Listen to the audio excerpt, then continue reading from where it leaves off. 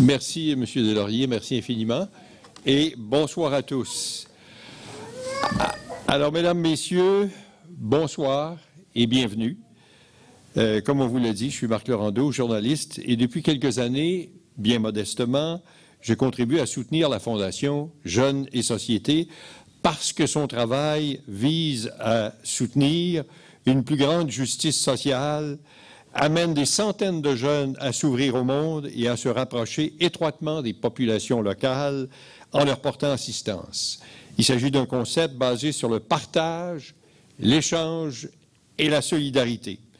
Je suis aussi curieux que vous de voir les vidéos que la Fondation prépare depuis plus d'1 an.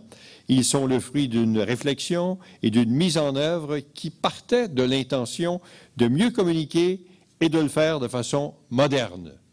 Une image vaut 1000 mots. Il s'agissait de bien faire connaître le cœur d'une expérience de stage ou d'un séjour à la ferme en utilisant l'image, la musique, des lieux évocateurs, la parole de témoins privilégiés et parfois même de simples propos recueillis sur le vif. Bref, se rapprocher davantage du choc culturel vécu par les stagiaires. Jeunes et Société rassemblent les talents de dizaines de collaborateurs bénévoles. Certains ont utilisé leurs expertises particulières pour préparer les vidéos. Je rappelle sommairement que la Fondation soutient l'organisme Mère et Monde qui a déjà envoyé autour de 2000 stagiaires déjà sur divers continents, surtout des jeunes, vraisemblablement de futurs leaders. Ils ont travaillé avec des dizaines de petites ONG, surtout au Honduras et au Sénégal. Dans ces pays, ils contribuent à l'alphabétisation, au soutien des enfants handicapés, à fournir des habiletés aux mères adolescentes, tout comme à transmettre divers programmes d'éducation et de formation en santé. Ces stagiaires aident les populations locales à construire des habitations et des institutions aussi fiables, de meilleures infrastructures, à former leurs futurs dirigeants et à prévoir le développement durable. Une façon plus juste d'envisager la mondialisation. La ferme Berthe Rousseau en Estrie sert de base arrière.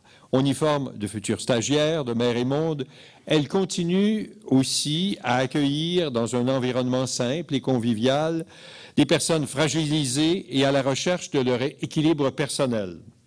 Ces visiteurs, dis-je, participent à la vie collective de la ferme, se ressourcent, reprennent pied et à l'abri du rythme affolant des grandes tours à bureaux et des grandes pressions vers la consommation des centres commerciaux.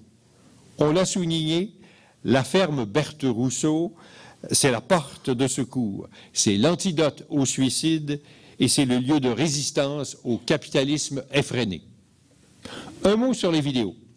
Il ne faut pas les voir comme un instrument de vente d'un produit, mais comme une façon d'amener un plus large public, y compris nous-mêmes d'ailleurs à certains égards, à bien saisir dans le concret ce que font Mère et Monde et la ferme. Merci à vous donc d'être présents ce soir. En votre nom, je remercie la réalisatrice Mélissa Vaillancourt. Merci à vous d'être présents et je vous remercie les personnes qui, d'ici, du Honduras ou du Sénégal, ont secondé Mélissa Vaillancourt. Il y en a plusieurs, y compris d'ailleurs notre maître de cérémonie, qui agissait, paraît-il, comme caméraman de relève. Pour un avocat, c'est une curieuse tournure de situation. Ils nous présentent leur vision de la réalité, vécue au contact de ces œuvres humanitaires. Pour souligner la trame et mettre en relief les émotions, le compositeur Anthony Razinkovic nous apporte sa musique originale et l'harmonise avec celle de Djiby Guissé. Je vous souhaite donc de savourer ces précieux moments et de passer une soirée agréable autant que festive. Alors, bonne soirée à tous.